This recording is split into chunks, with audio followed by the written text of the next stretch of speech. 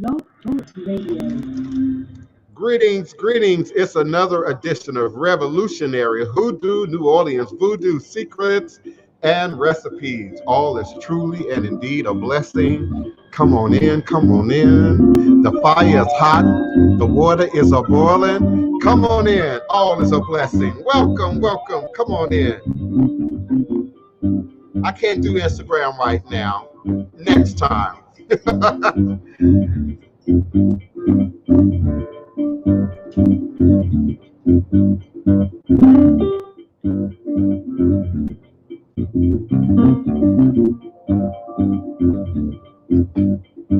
Greetings, greetings, beloved moderator, Keona D. Carter. Come on in, beloved, come on in. Welcome.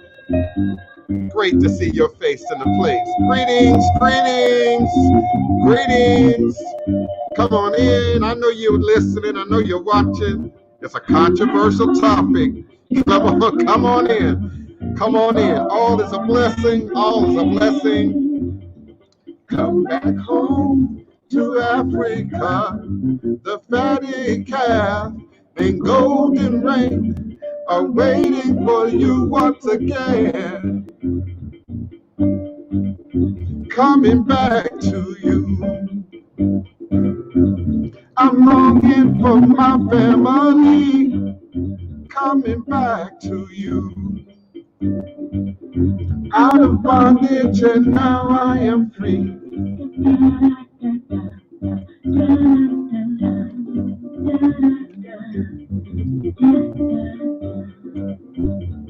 Come back home to Africa. Greetings, greetings, welcome, welcome. Come on in, all is a blessing. All is a blessing. Alafia,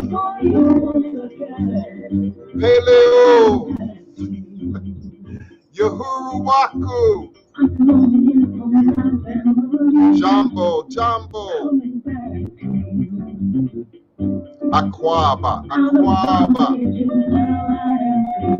Kedu,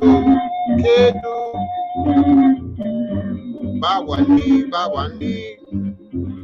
Greetings and salutations. Welcome. Come on in. Share your questions, comments, opinions. Please do participate. 345-277-9143.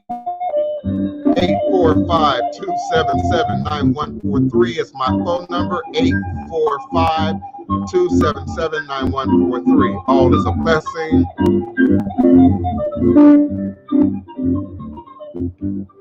Greetings, beloved. Preston, come on in, beloved. Come on in. Neophyte Bokor, come on in, beloved. Come on in. I'm going to bring everybody on screen momentarily. Just come on in. Welcome, welcome.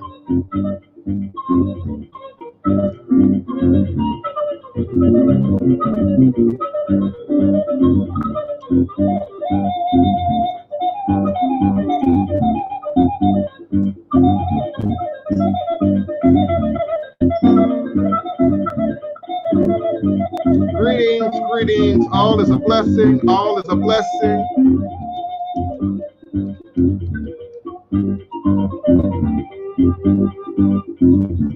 Come back home to Africa. Come back home. Come back home to Africa. Come back home. Greetings, beloved Carmen Santiago. Greetings. Hola, hola, ¿cómo estás? Come on in, beloved.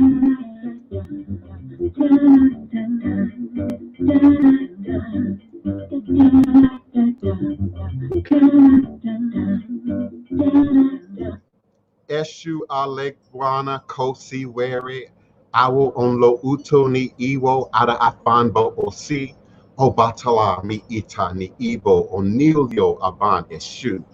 Eshu is the respected elder who flogs, confronts, and uncovers fools. That one versed in mysteries uses truth to own you. He causes scatter to feed poverty. Obatala shakes rascals to have sacrifice. The owner of warning is the one who is Eshu, Aboru, Aboye, Aboshishe, Ashe. May our Ebo reach Arun. May our Ebo be accepted. May our Ebo allow what we desire to come to pass. And so we say Ashe. Divine, all blessed peace and love, joy and prosperity, elevation, revelations, and manifestation. You are now sitting live with the Divine Prince and the Queen, Big Mother, the Big Queen. You are listening now live, Pan-African spiritualist, practitioner, author, and advisor, Elagun Oloye Hoodoo Obeya Bokor, sharing with you in all things spiritual, mystical, metaphysical, cosmic, evolutionary, revolutionary, healing, and holistic from a Pan-African Hoodoo world spiritualist perspective, understanding that all is truly and indeed a blessing. If you can just see beyond the veils, for it is all just an illusion and a test in one of the greatest divine mysteries of this life cycle. This is indeed my constant prayer, my mantra, my affirmation and reverberation, my reiteration, and it is my ever-living reality. It is crucial to the very foundation of my inner being, my inner standing, my walk, my works, my demonstration along this divine, all blessed life path and journey. It is how I, the Divine Prince, make sense out of all that we are challenged with here in our daily existence on Mother, Father, Earth, and it is my personal place of power and understanding. The place from where I began, the place from where I realized and crystallized all my endeavors, understanding that I and I alone create and co-create my divine destiny, and I alone create and co-create my divine, all blessed reality. And so it is. Ashe. Today is Friday, July 17th. Oh my, the year is speeding forward, and I am emanating and vibrating with you and for you live, virtually, verbally, cosmically, quantum universally from this working temple of the House of the Divine Prince.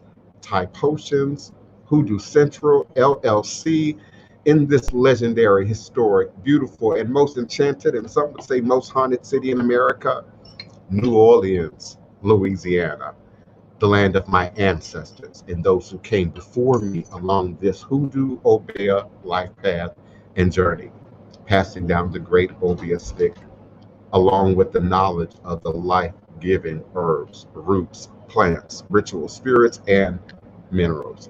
Indeed, the legacy, the culture, the tradition, the history, our stories, our sacred stories. And we acknowledge Denise Augustine, our master historian, our griot.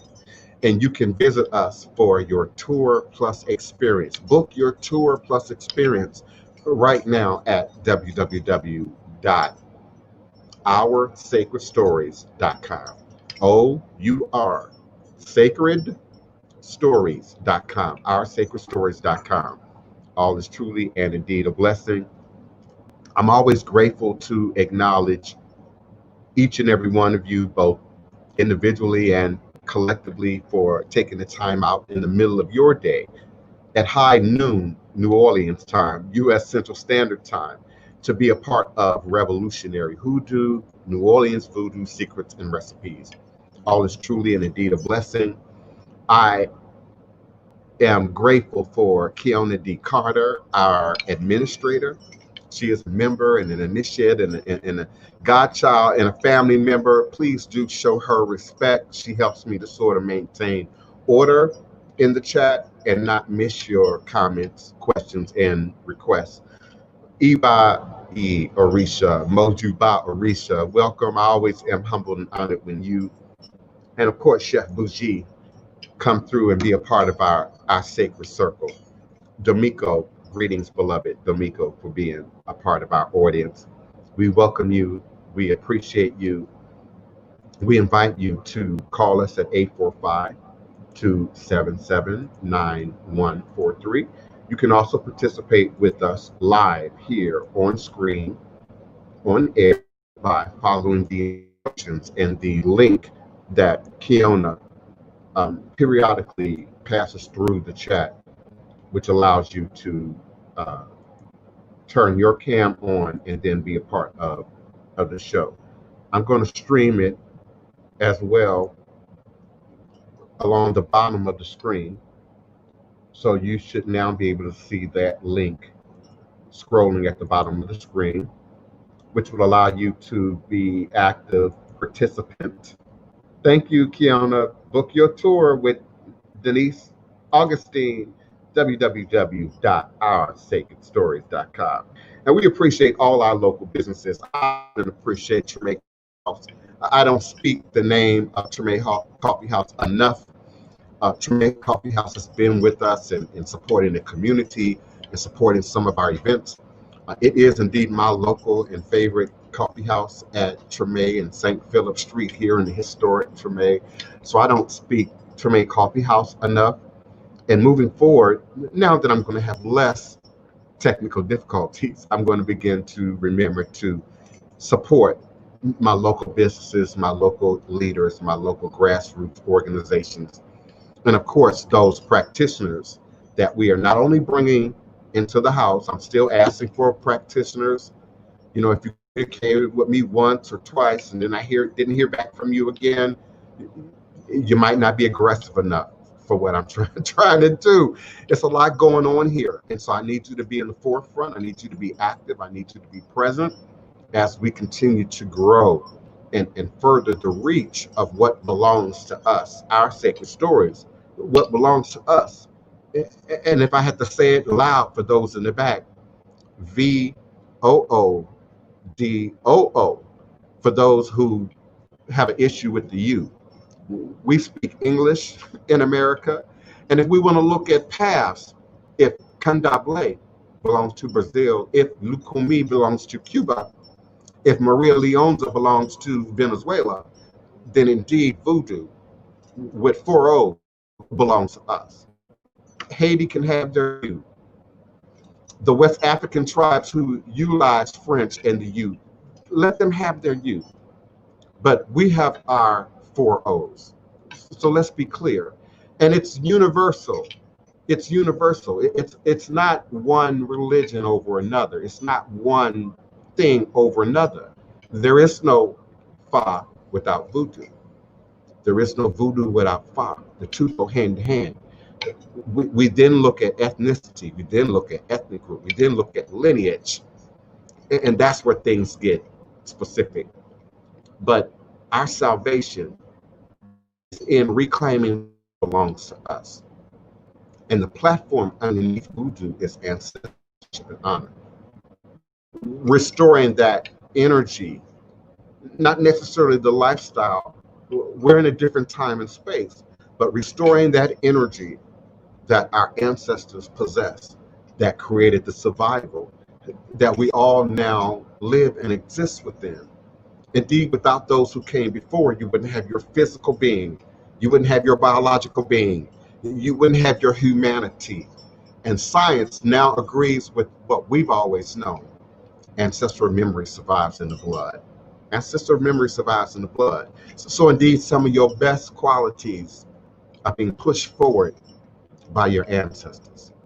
Indeed, some of those roadblocks, some of those stumbling blocks, some of those that shadow work that many of us need to do is often also inspired by the direct energy and presence of your ancestors and how we disseminate that, how we process that now in this present moment in time space. Today we're going to talk about what some might see as really controversial topics. YouTube might already be ready to censor this. Some of you might already be ready to censor this. And one of the things I want to do is not only talk about polygamy and polyandry and the 5 sexes in a context that we know and understand, but I also want to teach it and share it in a context that's often neglected, that's often not understood. Since time immemorial, our cultures, our traditions have been demonized, bastardized, seen as backwards, seen as not civilized by the oppressive majority. And so how we live, how we structured our communities, how we structured our families, how we survived generations of family bickering and tribal combat was all erased or attempted to be erased during that which we now know as the Middle Passage, that which we commemorate here in New Orleans. Every first Saturday in July, we commemorate the Middle Passage. And those who survived in the physical and those who survived in the spirit, those who made the passage in the physical and those who did not make the passage in the spirit. And among them were many tribes, many ethnic groups. This wasn't no singular family. If we change the language, this wasn't no singular, this wasn't the Washingtons or just the Joneses. This was a collective of captured humanity from a diversity of family and tradition. Some of them indeed had Islamic roots. Some of them had early Christian roots. And then many others had those ingrained indigenous roots that, again, white supremacy, racism, enslavement, the process of enslavement attempted to eradicate and wipe out. And so many of our traditions that we know and understand today, or believe that we know and understand today, we do so in a very modern context and often through a Christian Islamic filter. Somehow that's the limit of it. We don't consider the presence of polygamy in other societies, in other cultures, in other traditions. From a Pan-African world perspective, understanding that if all humanity came out of the cradle, came out of the crater, came out of East Africa, then indeed our traditions would have grown and would have spread throughout the world. And then at some point, making contact with Neanderthal man and humanity as it was then, because we can't really say it was humanity, different forms of humanity, different forms of humanoid, and then we mixed in India, we mixed in Asia, we mixed in the Americas, and sort of became predecessors to what we think we know and understand today. And within that were basic root cultural traditions that were wiped out during the Middle Passage, that were eradicated during the Christian Crusade, that were deemed evil, if not appropriated. We've talked about this previously on this show. Many of these world traditions that weren't eradicated, that weren't demonized, that weren't wiped out, became appropriated by Christian, Islamic, Judaic traditions. So when we think about polyandry, which I'm going to speak to, really I want to speak to polygamy first, because it's most familiar. And it's also most bastardized. It's also most misunderstood from our Western concepts. It's either already a weakening of the position of the woman from the Western mindset. It's either already about the man from the Western mindset, but from an indigenous mindset, polygamy as well as polyandry was about the woman. It was about maintaining support for the head of the household, which is in an indigenous context was the woman. There once was a time, in fact, there's a book. It's a fictional book, but it pulls from history. In fact, I gave Queen Mother that book and she never gave it back. I want to say it was called Avalon. And this book, thick book, so it takes some getting into, really maps out and describes a world that preceded this male-dominated, male God-figured world that we exist in now. So much so that we think that this is it, and this is what always has been, and this is what's somehow superior. But for many centuries before the introduction of these masculinized religions, we existed in a female-dominated world. We followed the cycles of the moon. The cycles of the moon were more important than the cycles of the sun.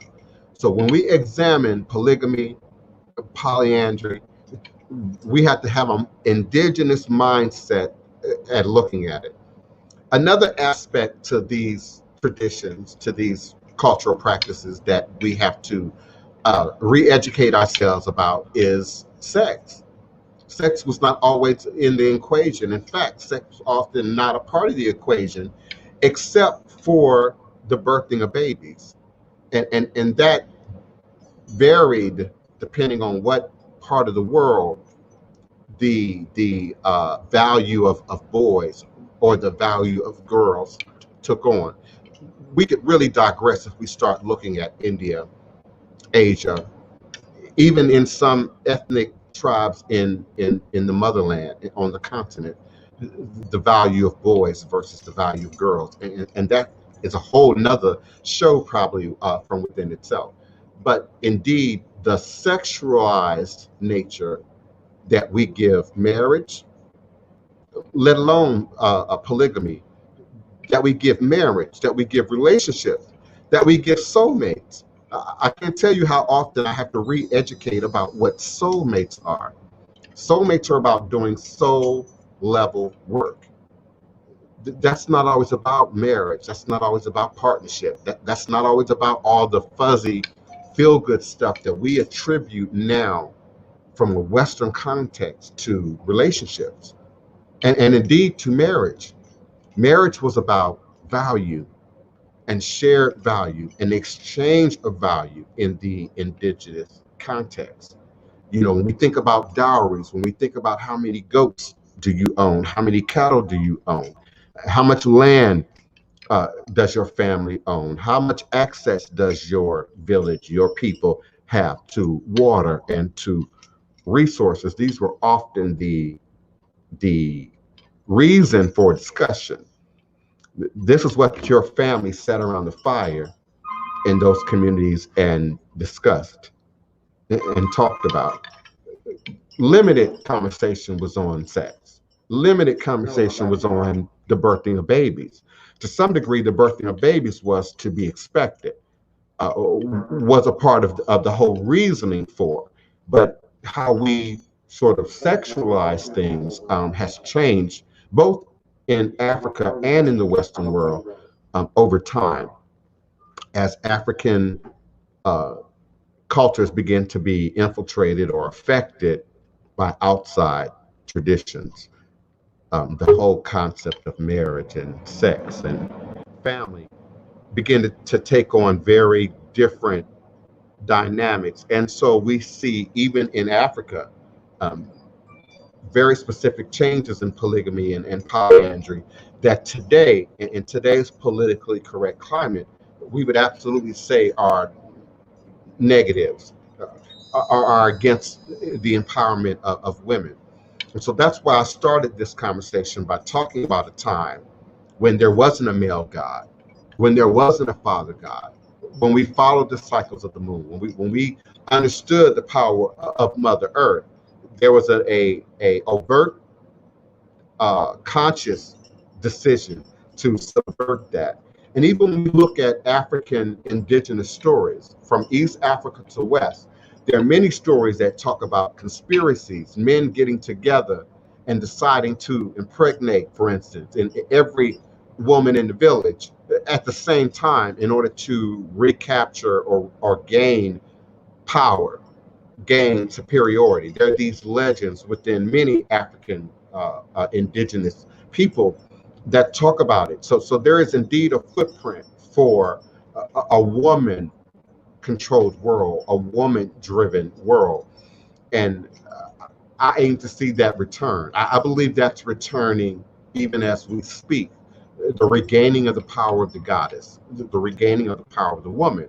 So from an indigenous context, these polygamous, polyandrous relationships were about resources, were about power, were about maintaining control within a certain region, within a certain community, and the accessibility to resources.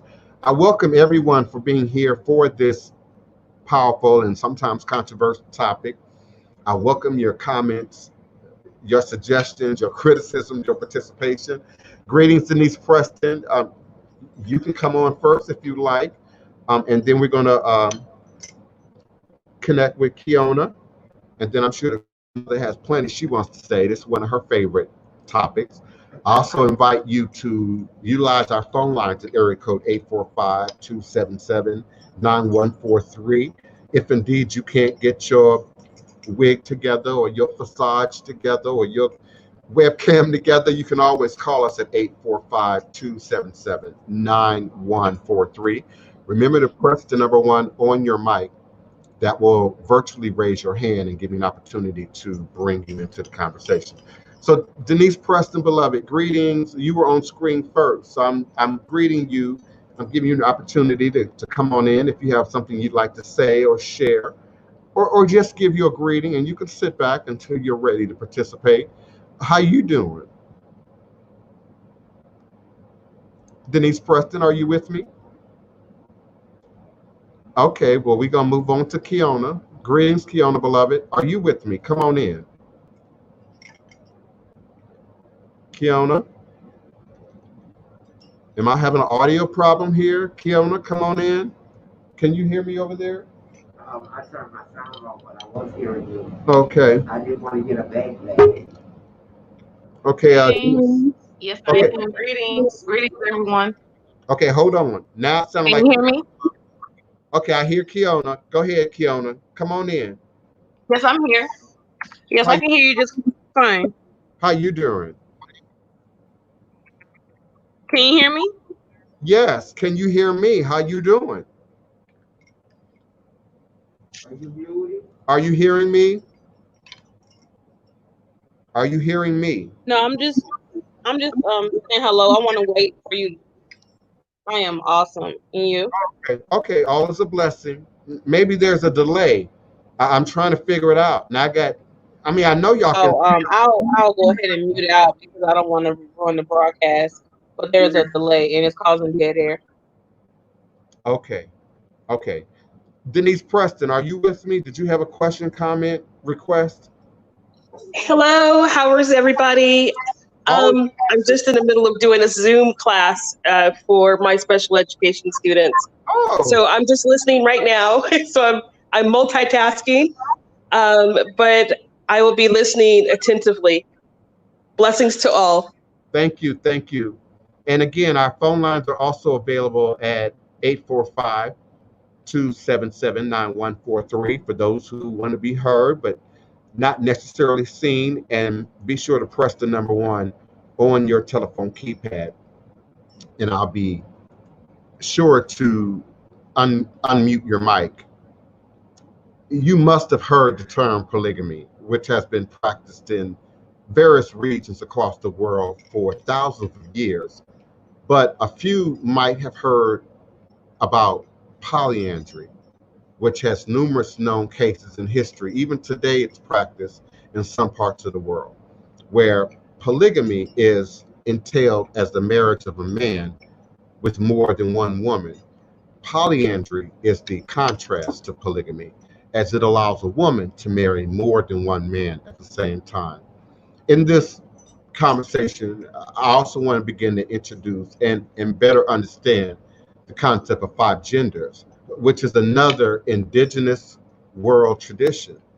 This sort of polarized male and female, mother and father, man's work, woman's work, is a Western construct and does not fit into the indigenous natural organic society. Indeed, even in indigenous African languages, there aren't the pronouns he and she in the way that we use them in English. You have Nana, could be Nanny of the Maroons, could be a woman. You have Nana, could be a man, depending on the usage and depending on the individual. But in the concept of 5 genders, there was an understanding that your physical form was not the limit to your identity. And so you had masculinized women, you had feminized men, you had people who were non-binary gender defining. And people often ask, well, where's that book? Where is that documented? And when we look at European culture, yes, everything is written down, everything is in a book, but when we look at African culture, we often have to look at three-dimensional, four-dimensional, real-world representations to interpret and understand it. It's not always carved in stone, so pretty as ancient Egypt.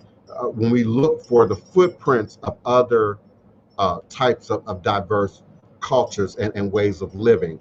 So again, often how we are introduced to these concepts, polygamy, polyandry, are often coming through the missionary, coming through the Christian archaeologists, the westernized book writer, and they put their slant to it, which is more often than not a negative one.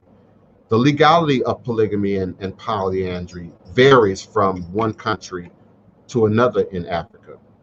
But as polygamy has always been more prevalent than polyandry for centuries in the African continent, the former concept is still practiced in various parts of the countries like Algeria, Cameroon, Chad, Central African Republic, Republic of Congo, Djibouti, Egypt, Gabon, the Gambia, Guinea, Libya, Kenya, Mali, Mauritania, Nigeria, Sao Tome and Principe, Senegal, Somalia, South Sudan, Swaziland, Togo, Tanzania, Uganda, and Zambia.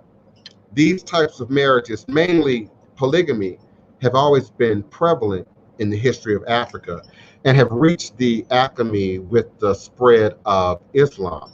Islam indeed spread the awareness of polygamy and also transformed our understanding of what polygamy is into what I say is this more male-dominated demonstration.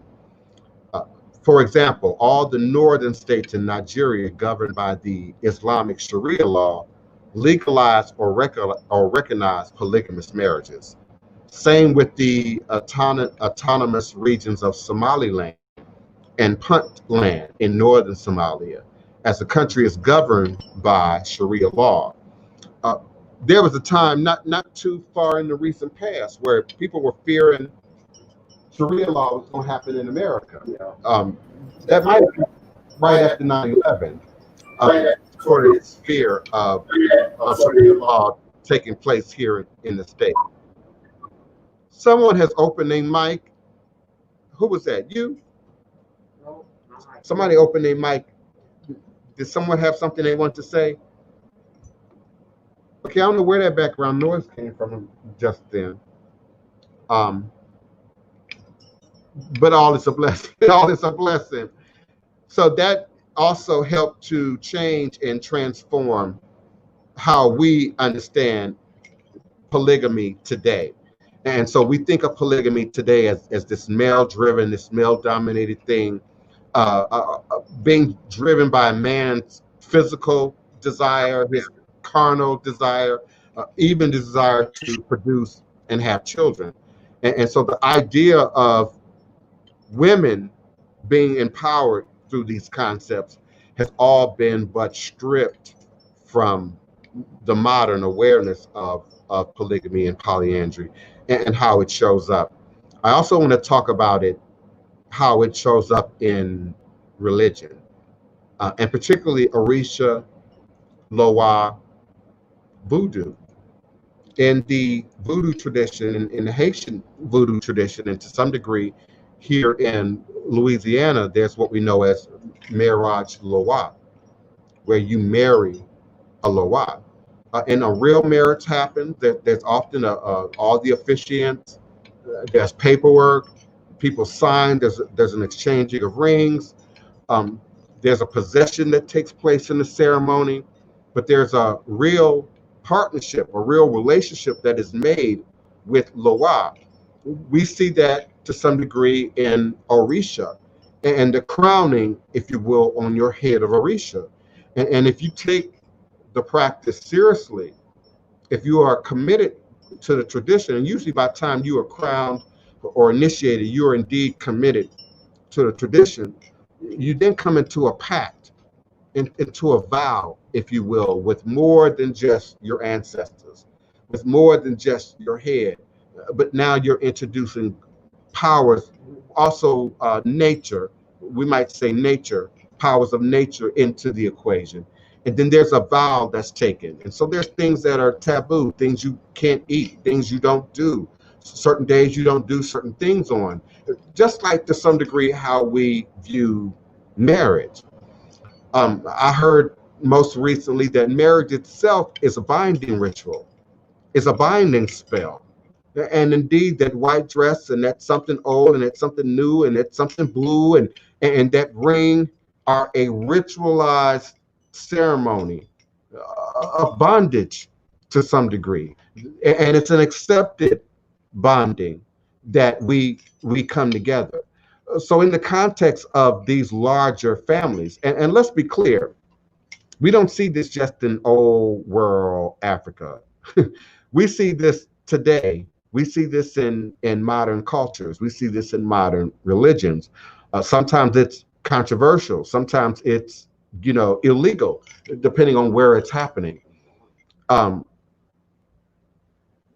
Did you say something? The Mormons. Yeah, the Mormons is a great example. And they outlawed it, and some Mormons broke away when they outlawed it, because they still want to do the polygamy. Mm-hmm.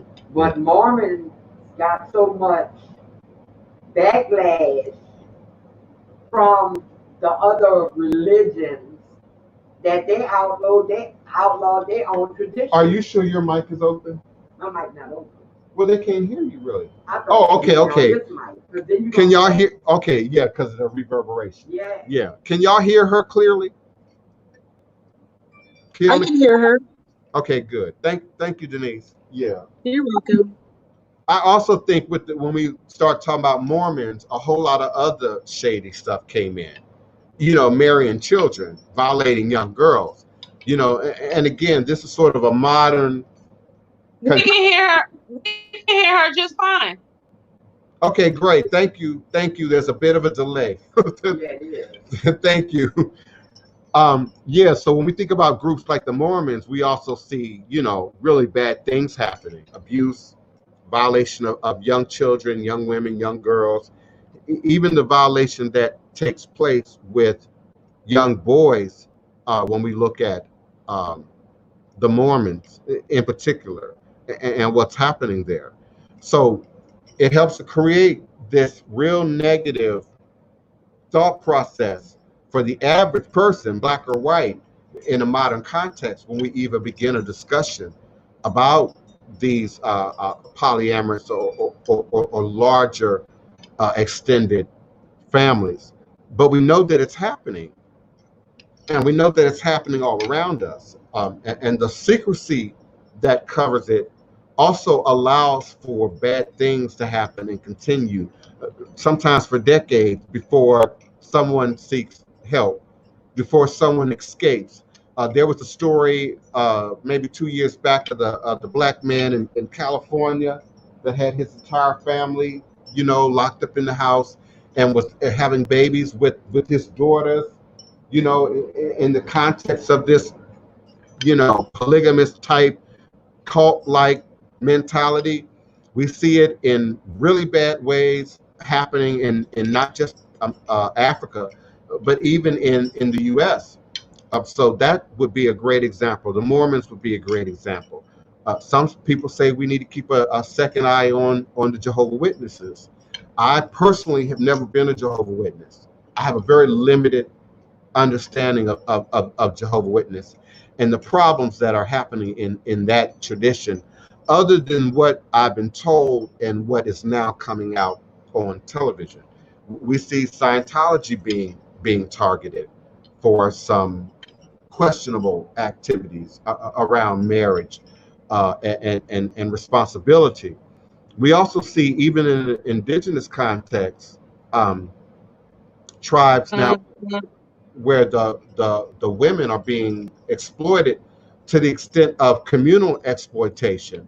When we go back into ancient time and we see these temple goddesses and religious or sacred sex taking place in the temple spaces, we are again seeing the blurring of that line between what is sacred and what is now being exploited to the fulfillment of carnal desires, carnal needs. I sometimes say when we wake up our ancestors, when we wake up the Egun, when we invite Oshun and Yemaya and Urzali Dantor and Urzali Frida to get involved in our business, how conscious are we of the type of request that we are asking? And it has everything to do with how we view sacredness, what's sacred, and the sanctity and sacredness of relationships. So we see a reemerging of polygamous and polyamorous relationships. Don't be fooled. This is more than Maury Povich and Jerry Springer. There are indeed people under the sound of my voice right now who look just as black as you, just as regular as you, just as church going as you, who are actively in a polyamorous relationship. It's not always talked about. You know, you have these rooms and these groups and these private places where this is often discussed. And then again, it's often overly sexualized. And we talk about the sex of it and the kinkiness of it. But we don't talk about the real cultural ramifications for why this continues to be a presence in our world and in various world cultures. I invite your participation in the show at area code 845-277-9143, 845-277-9143. Be sure to press the number 1 on your telephone keypad. That alerts me that there's a caller in queue, and I will be glad to unmute your mic and bring you into the conversation. When we look at Dr. Gordon, come on in. So I grew up in Utah, and I was firsthand seeing the LDS Church, they don't do the polygamists anymore, but it's the fundamentalists that branched off from the LDS, the Mormon Church, that do. And I went to school with several families that the kids had multiple mothers, and they were always very different kids. They were always just a little strange. And then the fundamentalists that we would see maybe twice a year, they looked like a Little House on the Prairie, and they would come down and they would buy bulks of food and like toiletries, and then you wouldn't see them again until that next season. They're very strange, but the LDS Church is really different, where if you participate in any of their activities, they try to baptize you into becoming one of them. If you go to their activities too often. My daughter went to their activities all the time. She was invited by one of the little girls in the neighborhood, and then they tried to baptize her into the church without my knowledge or without my saying yes. And I had to really get firm with the missionaries and say, she's already Baptist. And they're like, well, she's been going, and so you don't think that she can just go to the church and not be part of the church? And I said, well, if that's the case, then she doesn't have to go to the activities. But they almost got in my face trying to make me allow her to be baptized. It was very strange. Yeah, I agree. And as one of our chat room participants just said a moment ago, it's often being misused, abused, taken out of context, and of course there's a mindset that wants us to only see those negative repercussions, that only wants us to see those shadow issues happening, that do not even speak to where it's working or where it might otherwise be hidden in other forms in our society. It's real easy for us to pick on the Mormons and to pick on Utah because they're out in the open and they're very visible. And of course, some controversy has also created a great degree of visibility. But how much visibility is there in the Black community when it comes to polygamy? I am and have been a party to a polygamous relationship.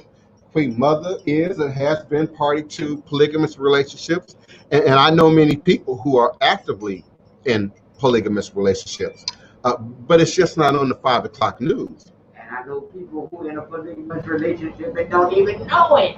Yeah, people who are in polygamous relationships and who don't even know it. Now, for me, again, that's a violation.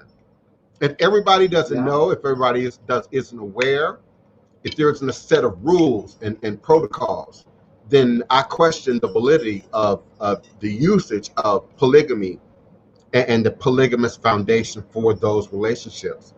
D, once you get into the carnal of it, the ego of it, you stepped out of tradition.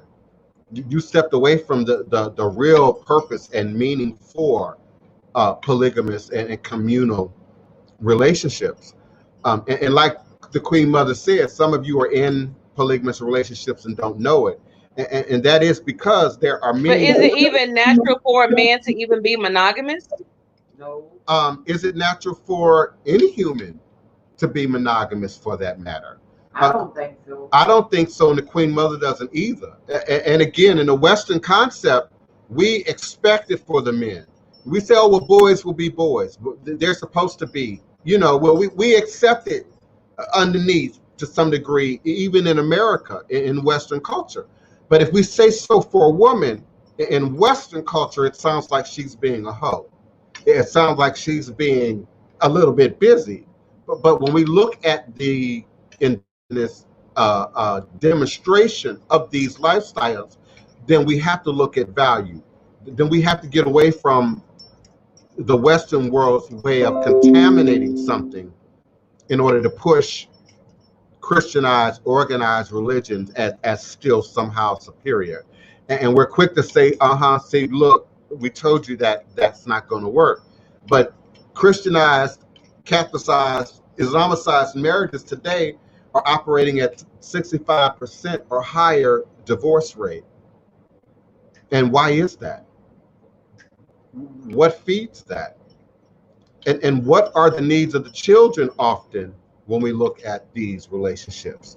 The idea of value in the children is much higher, in my opinion, in the polygamous cultures, in the organic, authentic polygamous cultures, than what we see in the U.S. And often the coming together is about children, it's about resources, it's about the building and the sharing of community, it's about the building and the sharing of resources. I said it on the show the other day, you weren't here, but her children, grandchildren, great-grandchildren are my family. And they accept me for who I am. They accept me just as I am.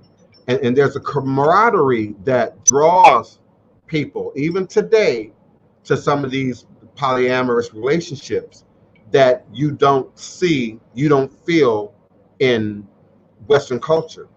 I say it's a desire for community. It's a desire for something that feels more like village. But they're going to have to change the commercials, this polygamy, because this little house on the prairie images is not the business. I agree. Not only is it not the business, it's often not working.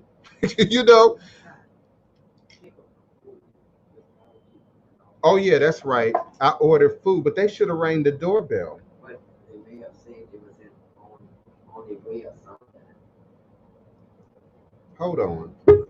Forgive me, y'all. And you could have said that right out loud. If I'm going to interrupt the show, you might as well say it right out loud. I never did order. I'm just now placing the order. Oh, you didn't hit it? Yeah, I forgot to hit next. They changed the whole layout. But if a man is not of financial means, should he be allowed to have multiple wives? Come on in. You just hit one of the critical issues right on the head. In a more authentic indigenous representation, you don't have more than one. You don't have any wife that you can't afford. You don't have any children that you can't afford in a more indigenous concept. So Keona, that was a great question, and that was right on the money.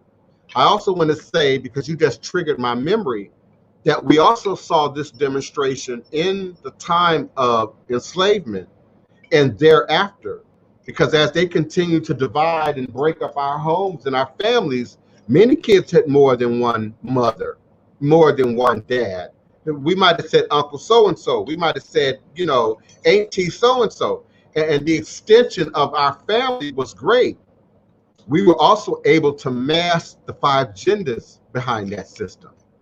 So in my family, I knew of 2 aunties who lived together their entire life. And there was never any whispering. There was never any rumors. There was never any, you know, question of sexual identity. You know, it was their role. So in a more indigenous cultural context, we all have a role. We all have a purpose. We all bring something to the village, if you will. And so in the marrying and the taking of a vow, it's a commitment to protect ourselves and each other. In the Western context, particularly in America, because I'm not quite sure fully how marriage works in other countries, but here, the legalities, the hoops that you jump through for Uncle Sam are given more power, more precedent than the vow and the vow taking itself. So the whole cultural element to marriage and family and relationship building has really been condensed and watered down and reshaped in the Western vehicle in which we see it. And it's not working for many of us. Some of you are in relationships that are absolutely not working for you, whether it be one partner or multiple, and you're not fulfilled. You don't have what you need. Your children don't have what you need. So we really examine how we view family, how we view relationship building. I often say we lack relationship building skills. Okay, hold on for a second. The Goddess Initiative is what natural for the woman? Being polyamorous? Yes. Yes. Come on in, Queen. Okay, I had a statement to say on the sister who said if a man cannot afford more than one wife. That's Keona. That's the moderator. Okay. Mm-hmm. Hey, Keona. The thing is, the marriage is a partnership where you take care of each other. No, she was piggybacking off of what I said. If a man was if it was natural for a man to be monogamous, she was saying that we have to be serious. That is not even natural for a woman either. Yeah, if we're being serious, it's absolutely natural, beloved. And I Queen Mother. Okay, my thought on that is, since a lot of y'all have been in Christianity and deal with the church, let's go back to the Old Testament. Let's go back to the tale of the animals going onto the ark. The animals going onto the ark, as most Bibles will tell you, and your Sunday school, he took the animals on the ark 2 by 2. That's not true. Read the book. He took them in by 7s, except for the unclean. The unclean were the only ones that went in, 1 male, 1 female. And the reasoning behind that was so that the unclean would not populate or overpopulate as much as the clean. And in those 7 that he took, and the Bible will tell you this if you just read it, was 5 females, a mature male, and a young male. In case something happened to that mature male, they had a backup. If you look in the Old Testament, nobody had 1 wife. In the Old Testament, the 12 tribes that give us Judah and the Hebrews and all of that, that did not come from 1 woman, but it came from one man. It's a partnership. We're living in times we can't understand what it was to have to hunt your food, to dig your food, to raise your food, to protect yourself. And women have always, through history, outnumbered men because of the situations that men put themselves in, such as wars, such as hunting accidents, such as drowning, where men go out and fight the dangerous situations of daily living. When most people think about polygamy, I mean, now, because of the situation we live in now, we think about love and sex. That's not the basis of polygamy. I know a man here in New Orleans with 5 wives. And he has a mature wife, the next one in line, the next one in line, and the younger wife. He has children with all of them. But in having those 5 wives, they have fancy cars, a nice house that they don't all live in the same house, but they do live in a 4-plex, with each of them having their own apartment and him having a house next door. They all have their own businesses, which he helped them start. One was a botanica, the shop, where we used to only be able in New Orleans to buy your fresh herbs when you didn't want to go to a Whole Food. It was the black business. They had businesses in our French Quarter. They had a bakery where they made the fresh baked goods, and the women were self-sufficient. Yes. And he went and he picked up all the deliveries for each store. He had the truck to bring all the physicalities, all the physical needs of being a helper to help these women function. If he died tomorrow, God forbid, because I know him, these women with him are self-sufficient. One sister is a teacher. All they're in a homeschool world. Well, they grown now. The grandchildren are getting homeschooled now. And they all got accepted into major historical black universities. And I mean, I talked to these sisters. I was friends with one young sister who happened to pass away from cancer. She had the botanica. You know, it works for them, but it's hard. I talked to them about the jealousy factor. Well, don't you get jealous that he might love one more than the other one? And she said, of course, I'm human. You have to put yourself in check. Yeah. She said, but at least I know who the women are. And his children all know each other. Hold on, the Goddess Initiative. I hear you, and you're absolutely entitled to your opinion. I don't think monogamy is natural for men or women. I don't. And forgive me for sounding like an old Southern preacher, but when you look at nature, monogamy is rarely demonstrated in nature. You have some species that meet a partner, bind with the partner, they stay together a certain length of time or a lifetime. But indeed, if something happens to one or the other, they find a new partner. They move forward. But you see more polygamy or polyandry, if you will, in nature than you do monogamous coupling up. It's either way, it's an artificial construct. And I think maturity has everything to do with how this shows up in demonstration. I don't think everybody's mature enough, and particularly in our culture, the way we view ourselves and our experience and the men and women that we deal with. And our selfishness. Yeah, and our selfishness. That's my man. I agree with the Neophyte Bokor. We are not ready. We are not evolved enough for that. We are not mature enough for that. So I agree with Neophyte Bokor. I support the process. I support the institution. I am and have been a part of it, but I don't think it's for everybody. No, it's not. And particularly if their understanding is DP of a sexualized nature.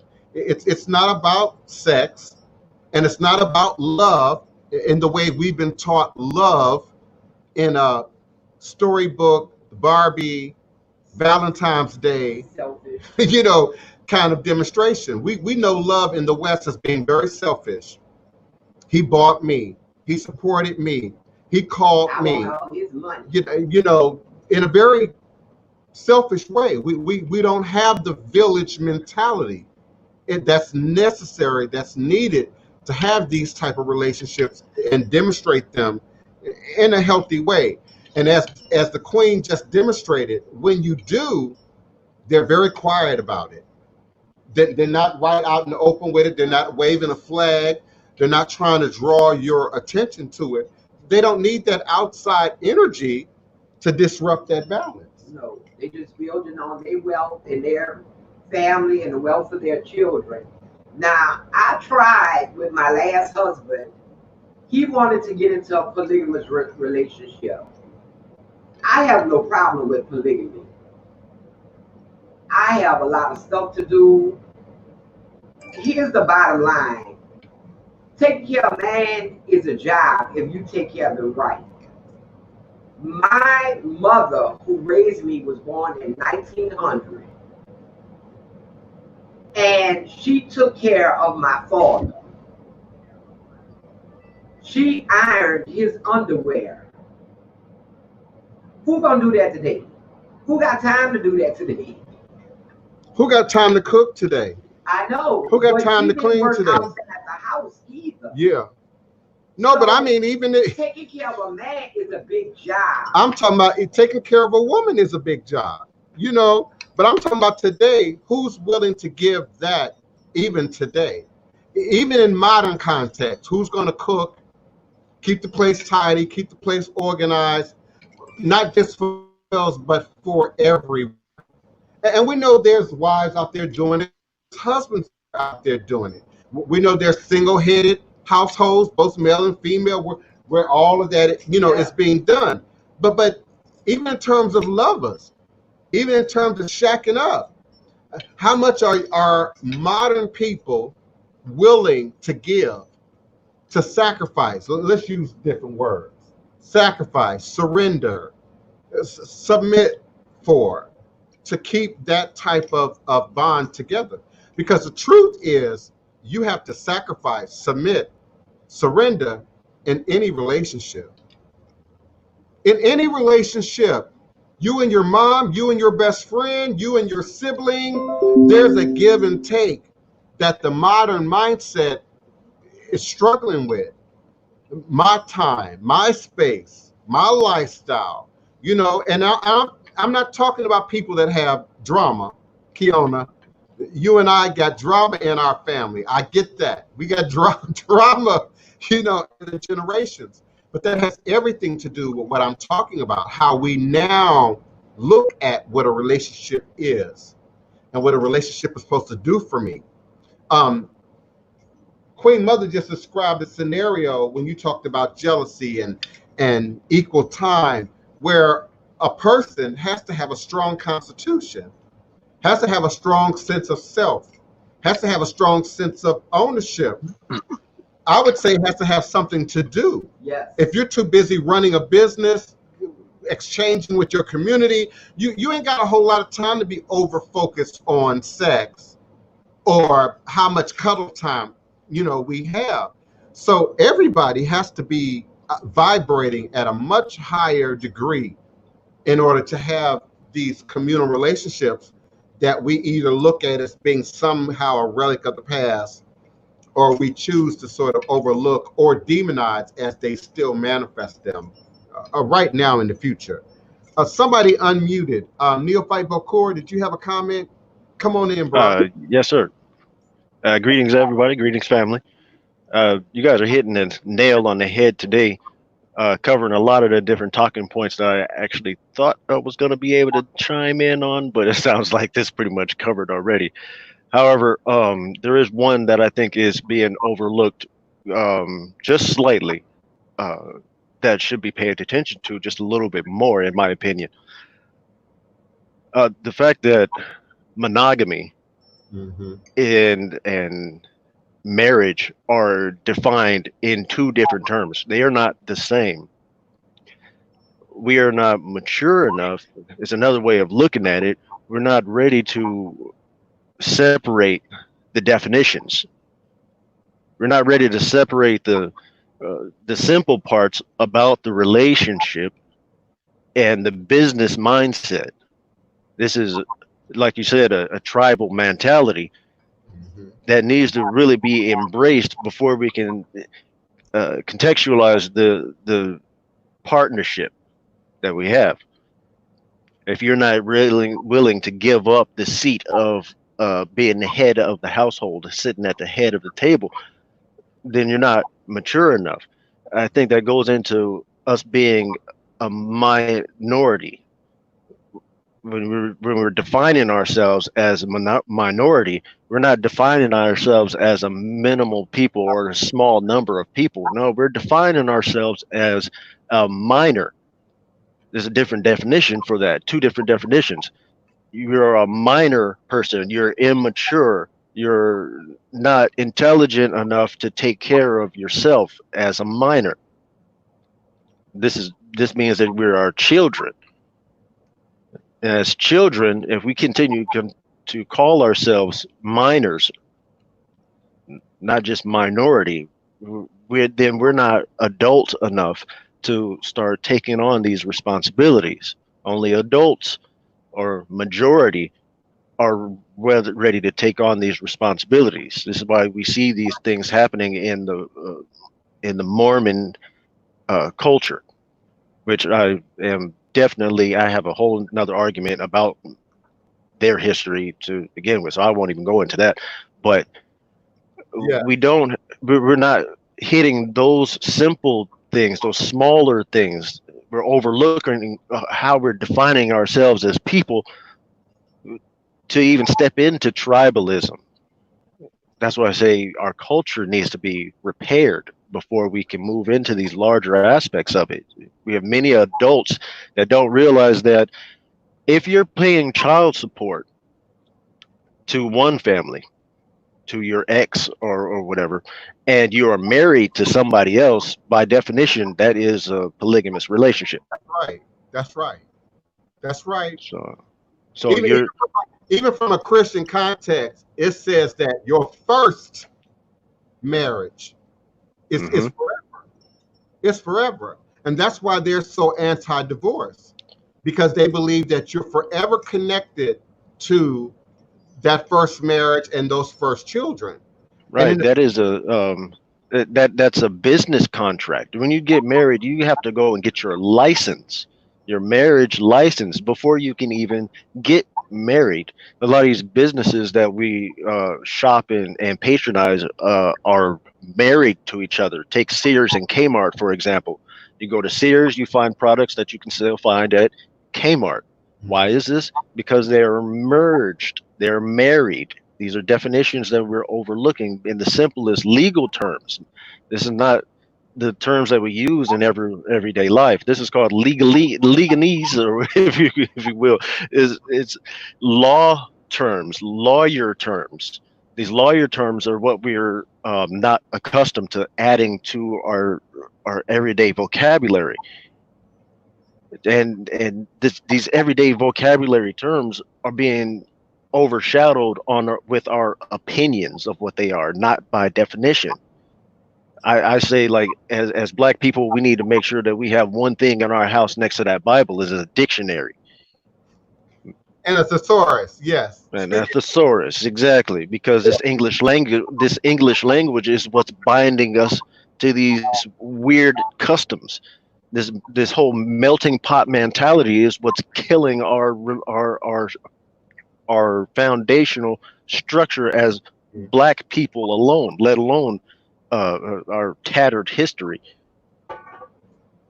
right? We got all these different things that are holding us back, but we have to address the little speed bumps before we start trying to climb these mountains. Yes, I agree. Sorry to take over there. I'm gonna go ahead and mute my mic for a second. Let everybody go ahead and ponder that one for a minute. No, that was great. We actually needed more male energy in the show. Right now, as usual, the women are holding it down. The queens are holding it down. So we invite your opinion. We absolutely do, and your participation. Both you and Hoodoo occultism. Hoodoo occultism. I love Come on, Neil. I love the female energy because I like to cultivate it myself personally. As a male, I understand exactly how the family structure is supposed to be because I've made so many mistakes. Mm-hmm. Right?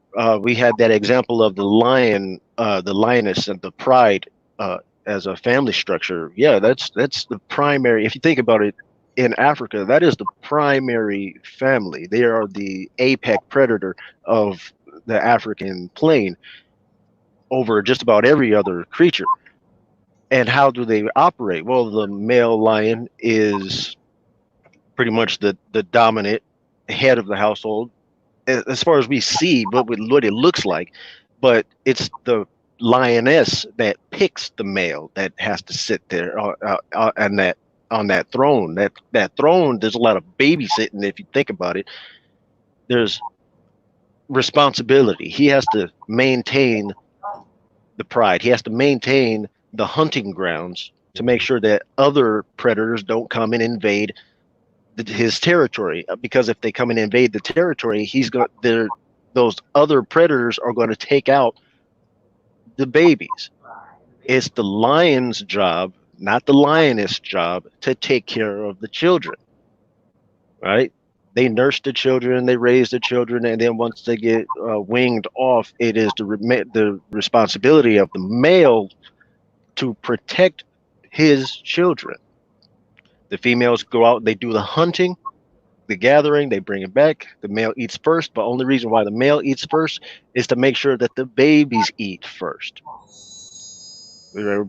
so that the babies grow up and get strong. And the lioness bow down to that, but let that male get out of line or get out of pocket. It's those female lions, the lioness, that will exile the male. You have to earn that seat, is what I grasp from that. You have to earn that seat and really look into how these structures are formed, because then we can get into detail. Two male lions are usually brothers that have to maintain the pride, and the larger the pride, the more males are going to have in there. But they still have to respect the lioness, because they are the ones that choose which lion becomes the head of their household. So if we apply that to how we live, then it's the women that have to choose the dominant man, the man that's going to actually be the provider, the one that can afford it in today's terms. Do you have an income large enough to be able to support multiple wives? If you do, how are these wives going to, like the Queen Mother said, provide support to the income for the tribe? Mm-hmm. These are how these major companies and these businesses that we are buying our products from are managing their relationships with their business partners. That's but right. We're not applying that. We're applying sex. That's right. Monogamy. Yes. That's right. And they marry. They pick the family. They pick the tax bracket. They pick the community. All of that is a part of the process, and it's really sort of an appropriation of what we're talking about, which happens organically in the polyamorous relationships. You're coming together for more than just you cute and you got a big penis or you got hips and a breast. You're coming together for resources. You're coming together to build strength. You're coming together to build lineages that last and exist beyond you. And so I participate for the survival of voodoo and the survival of culture and Afrocentric Black culture in its most organic way. That's why I support it. When it's out of context, when it's in relationship to something else or some other religious, factor or faction, I question its value for us. But I agree 100% with Alinka that it's about maturing, and she's demonstrating that she's coming into her best self at 50. And I agree with you. I feel like I'm at my best self at 50. I would like to be a little bit better on the physical aspect of it. I could eat still just a little bit better. I could still get a little bit more exercise, but at every other level of my inner being and standing, I agree with Olinka. Age is everything. We're taught in the West that age is a bad thing. Age is a negative, especially on women. I saw Jada Pinkett and a few other people talking about being an actress or an actor. That wasn't Jada Pinkett. That was Tamara and them on whatever that show is. It ain't The View. It's one of them daytime shows. But talking about women and how they're treated differently for their age. And again, in these polyamorous relationships, it is designed to protect these women as they age, as they have children, so that they aren't isolated, so that they aren't left without resources. Wouldn't you agree? Yes, that's like in a lot of African traditions. The brother has to marry another brother's wife, not for sex. If something happens to that one brother, it was so that that wife and his, what we call nieces and nephews, but they don't. My brother's child is my child. To protect them, to make sure they have food, to make sure they have someone to physically protect them. Because the world is cold. Another man or a rival tribe will come in there and try to steal your women. All women ain't Amazons in Africa. They need protection. Just like the function of the lion. He's the one who protects the women and children when what they call rogue lions come in and try to take over and kill the young so that they can mate with the female and stuff like that. So yeah, it's about protection, and that's why it's not a sexual thing. If you look at European women, the European women that came to the United States that were forced to come here, when they dumped their criminals here, the women were prostitutes, pickpockets, thieves. Why? Because without any man, they could not be taken care of. They had to do what they had to do to eat, to live, to buy clothes, and it ended up being criminal. It ended up being criminal. They was out there on their own, breaking the law without a man, because the European society was one man, one woman. In England, one man, one woman. But that left a whole lot of children to be orphans in the street. I mean, one of England's biggest things going on was orphanages and child labor, because these children didn't have a male to take care of them. Because the Europeans are so into selfishness, as we know. If I want it, I take it. It's mine and nobody else's can have it. I will kill you for it. They could not even have the mindset, and they were into so much sex, the average European male could barely satisfy the one woman he had sexually. and they were passing venereal diseases all around the world. Yes. With all this promiscuity, venereal diseases that the Americas had never seen. The Incas and Mayas had never even seen some of these diseases that were now being, brought in through all of this sexual promiscuity.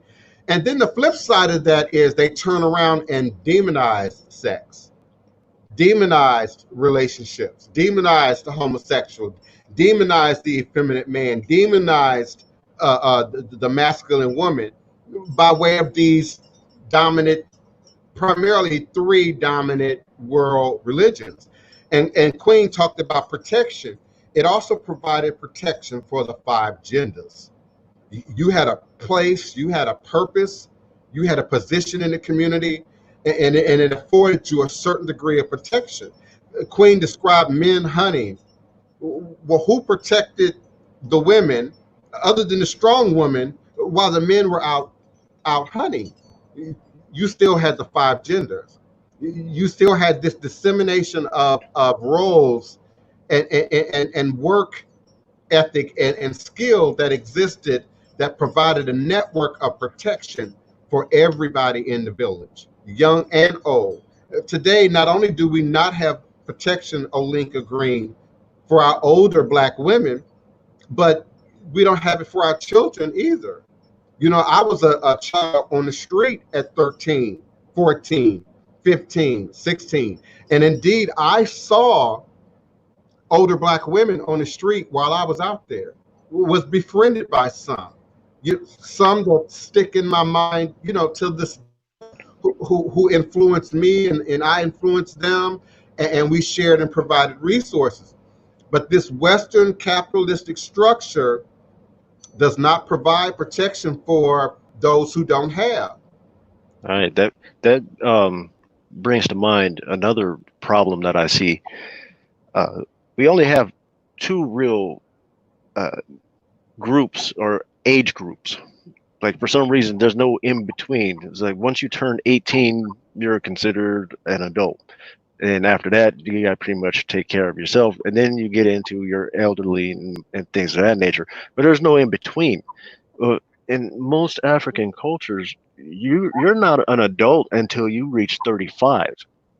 That's a big difference between 18 and 35. You're not an adult. You can't be a hunter until you reach the age of 30. Right? And you have to stay within your group. When you're 15, you stay in the group of 15-year-olds. If you're 18, you stay in the group of 18-year-olds, and you stay with these groups of people as you mature. And as you get older, then you start getting into the more responsible task of the tribe. Again, we don't have nearly the understanding of how tribal systems work, only because we're trying to shoehorn ourselves into this American version of way of living. This way that we're living over here, on this continent, is trash. The Native Americans had a way better system, and it's still working. For some reason, we demonize our voodoo, our hoodoo, and it's a much sounder system compared to the Christian one. Even the Christian one takes little tidbits here and there. When you go to christen your child, when your baby is born, you go to your pastor or bishop or whatever you have and get your baby christened. You have to have your godparents there. What's the role of the godparents? Well, they take over if something ever was to happen to the original parents. This sounds like polygamy to me, or a tribal mentality, right? So these are little tidbits that are being taken by religion and being, forgive the phrase, bastardized to fit into their narrative.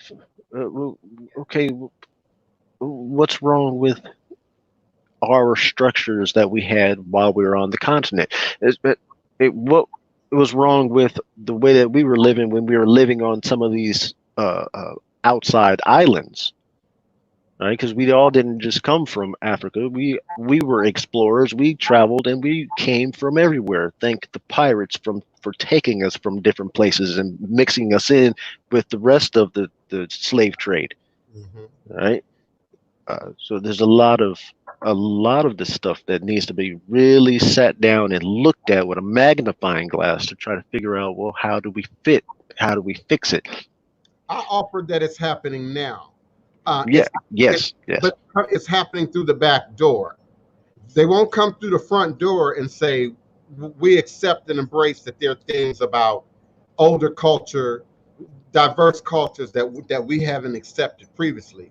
When I say they're coming through the back door, we see now gay rights movement, women's rights movement, legislation being made to protect certain minority communities within our culture who did not necessarily have protections before.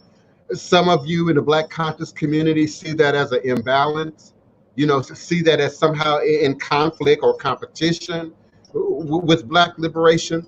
But I see it as once they open the door for one, ultimately they have to open the door for all. And so as long as we keep pushing forward our agenda, our way of seeing things, our way of doing things, and particularly from a spiritual perspective. I say all the time, there are many ways to come at this war. And some of you are revolutionaries, some of you are rebels, some of you are writers, some of you are politicians, some of you are going to get that degree and go into law and change things. And we all have our place in how we move this. For me, it's spirituality and religion. And I believe at the root of any path that you take, we got to look at our head. We got to look at spirituality, religion. We got to look at belief. Greetings, Shanice, beloved. Did you have a question or a comment? You kind of popped in and then you disappeared on me. Shanice, are you with me, beloved? Did you have something you want to add? Come on in. Hi, I'm here. I'm just absorbing all the information that's up here because this is an awesome topic. Because I feel like a lot of people are, quote unquote, opening up to it, but they're not opening up to it and understanding it the way y'all are explaining it and the way it should be. They're just thinking about it, like y'all say, on a sexual level. There's so much more to it. I'm new to the whole polygamy thing. I've been drawn into it, but I know that there's more to it than just sex. I don't know if y'all are familiar with the gentleman by the name of Brother Polite. He has been really talking about, I think he's in like 4 relationships or 4 marriages or something like that. But I believe he has a book that talks about love, marriage, business. I've been trying to get the book, but the way he breaks it down, it makes so much sense.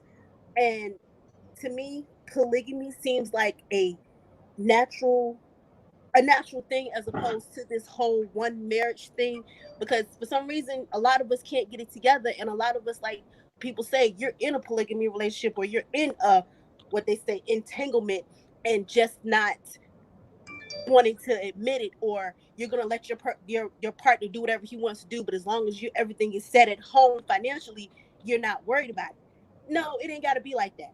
Right. But I want to learn more. Me personally, I want to learn more about this and how it comes. But a lot of us, we don't want to. We want, I think, especially from the men perspective, they think, well, okay, well, if you say a woman says they're into polygamy, okay, they're open for me cheating. No, my love. No.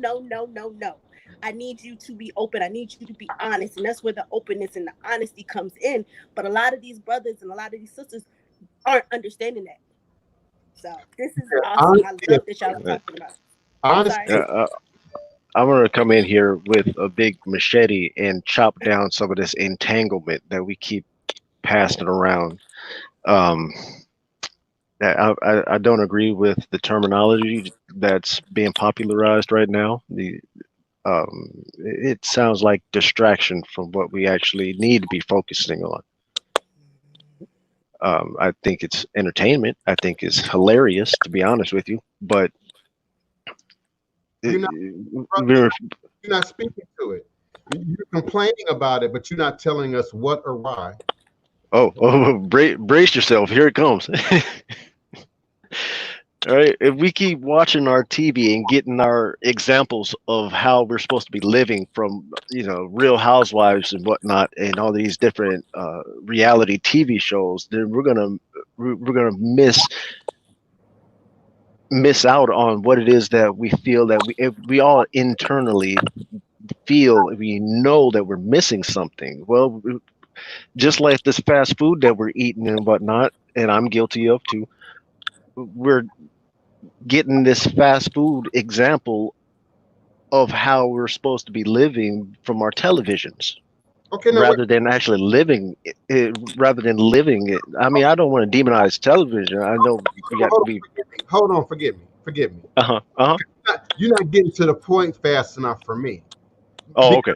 Because I use words entanglement. Yes. And I'm not regurgitating TV.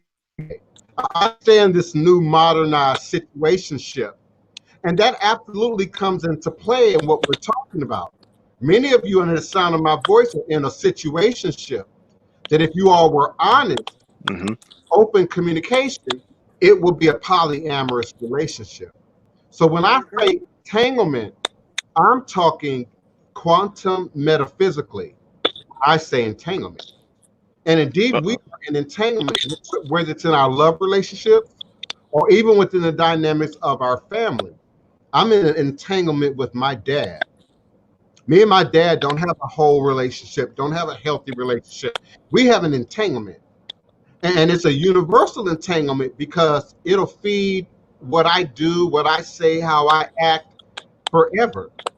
And if I had children, it would then be passed down to my children.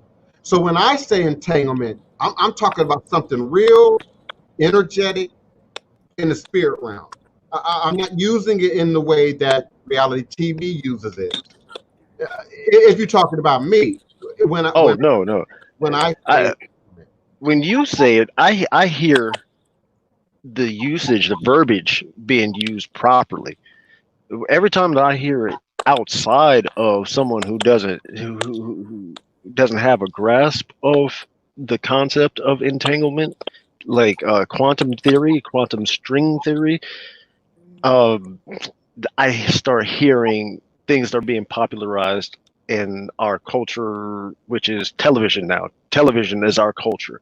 The social media is our culture right now, right?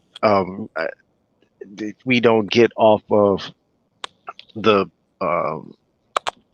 proverbial memories of this television. We're going to continue being fed how we are supposed to be feeling. Now listen, you're also discovering a challenge that I have because I'm constantly trying to teach tradition, teach quantum metaphysics, teach indigenous culture and practice, but often I'm dealing with a demographic that is using TV words, that is operating from internet knowledge. You know, I call it the Orisha romance. Help me understand how we better communicate them. How do we cross that divide?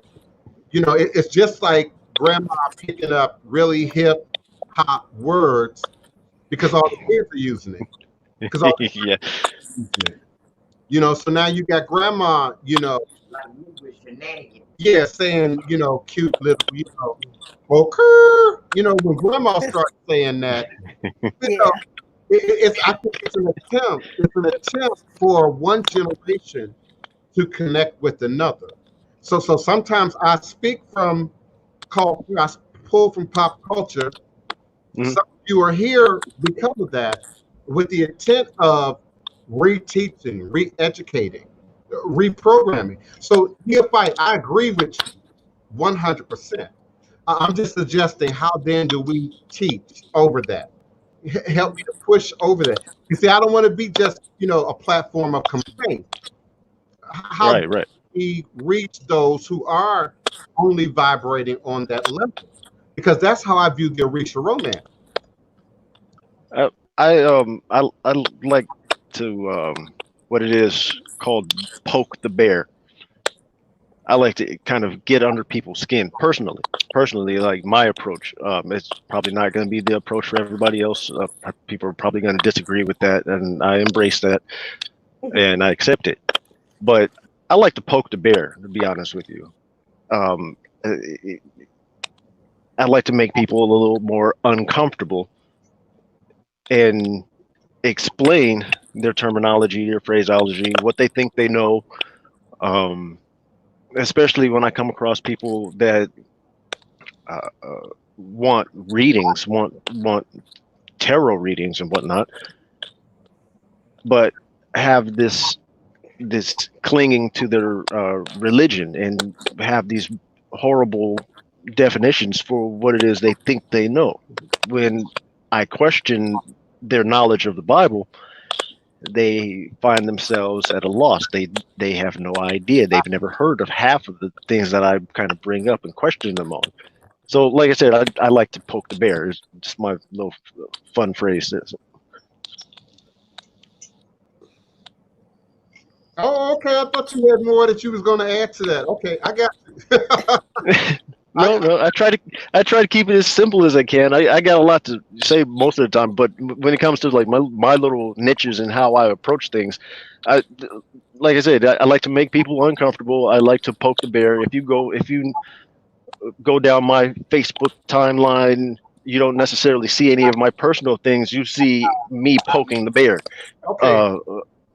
I got you. Yeah. And DP, a parallel universe article was released, and everybody started making it trendy, which is probably why the word entanglement was on Jada Pinkett's tongue.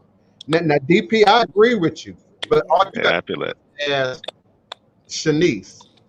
All you got to do is ask Shanice. Shanice, one of my oldest internet friends, and she'll tell you I've been talking about entanglements and quantum metaphysics since the Yahoo 360 days. That's why I came to you. Yeah, so I agree. It's popular right now. It's on Jada Pinkett's tongue, many other people's tongue, but it's been in my platform and in my ministry for over a decade. Okay. Yes. They catching up to me. Come on, Queen. I want to ask the question of how is it so hard for a large majority of Black women to turn their nose up at polygamy and polygamous style relationship, yet know that man got another woman on the other side of town. Ooh. All they do is roll their eyes about it and keep on going, like somebody said earlier, as long as my bill's paid over here, he can do what he want to do. But this is what I found that comes out of these situations. My second husband, father, for those from college, y'all know what this means, back in the 60s, worked on the river. So he made a good paycheck. When his father died, we went to the funeral. There were 5 children there crying for their daddy. And we thought my husband was the only one. But I think that's tragic.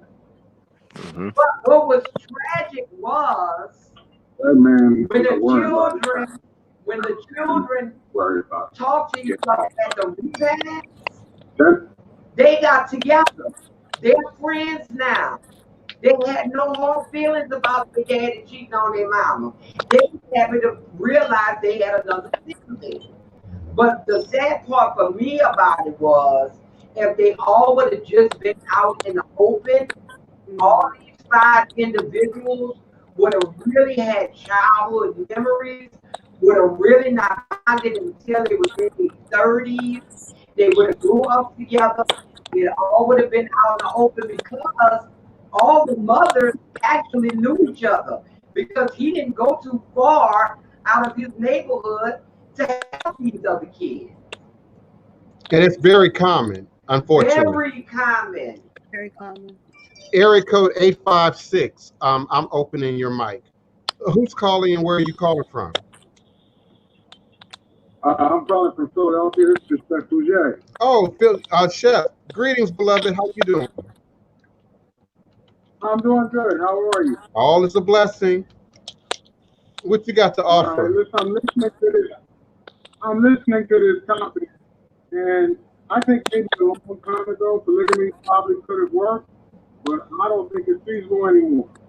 This is a capitalistic society. And to be into that type of relationship, you got to be extreme, you got to be mature. You can't be selfish.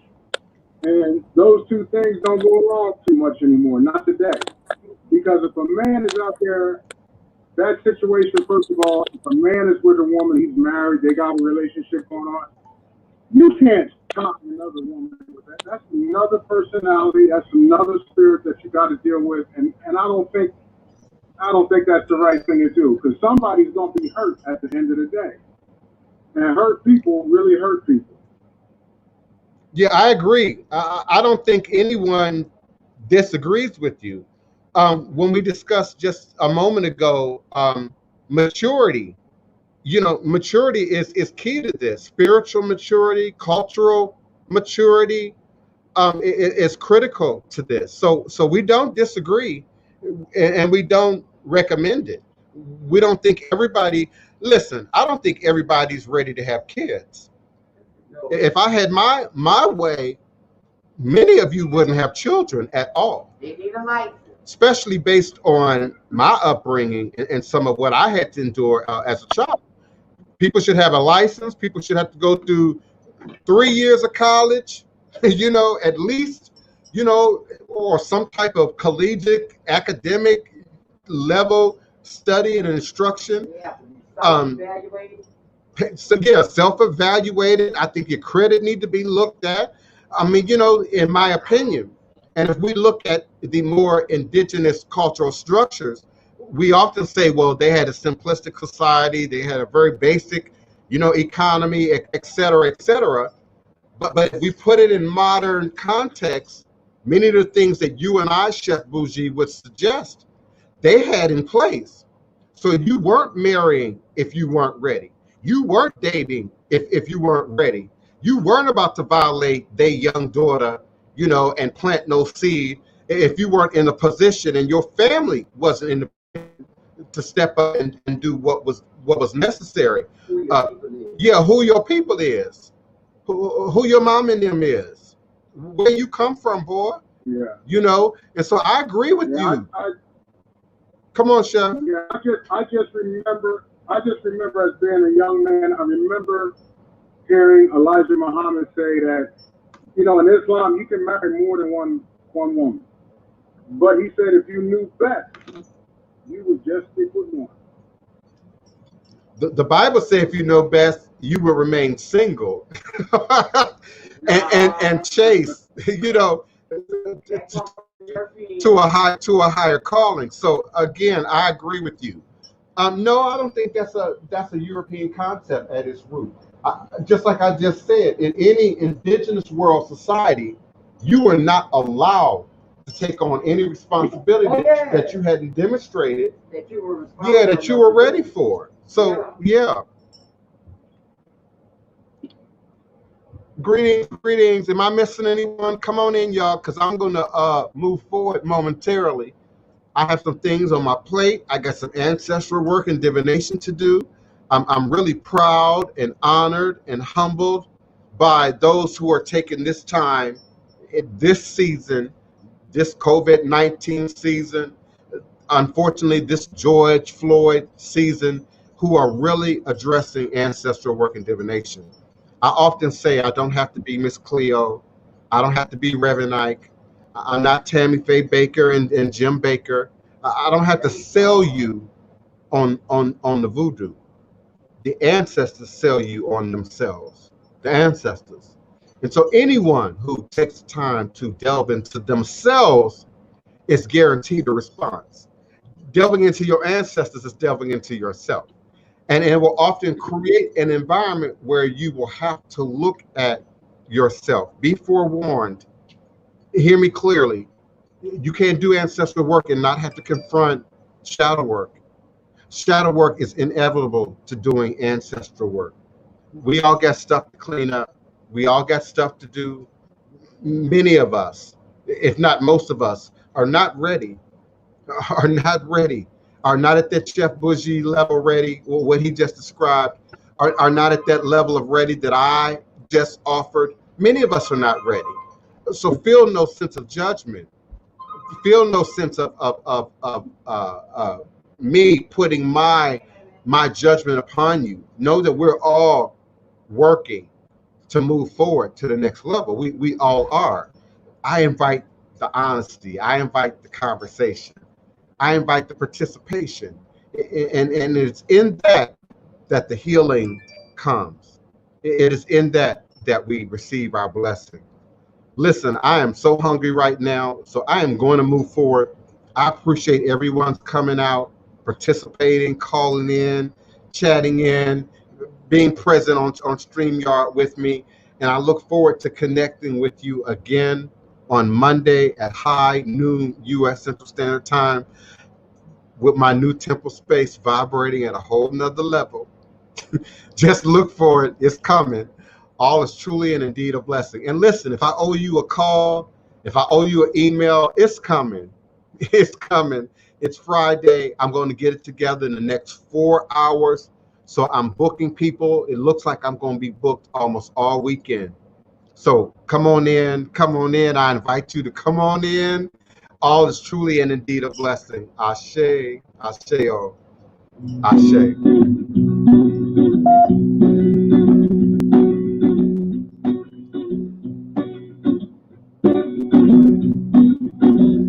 A dash of cayenne to the roof. Gonna put my green suit. Boil the gumbo, hot and steady. Don't care if it's ready or ready. Gonna be at that old cemetery. Down on where she's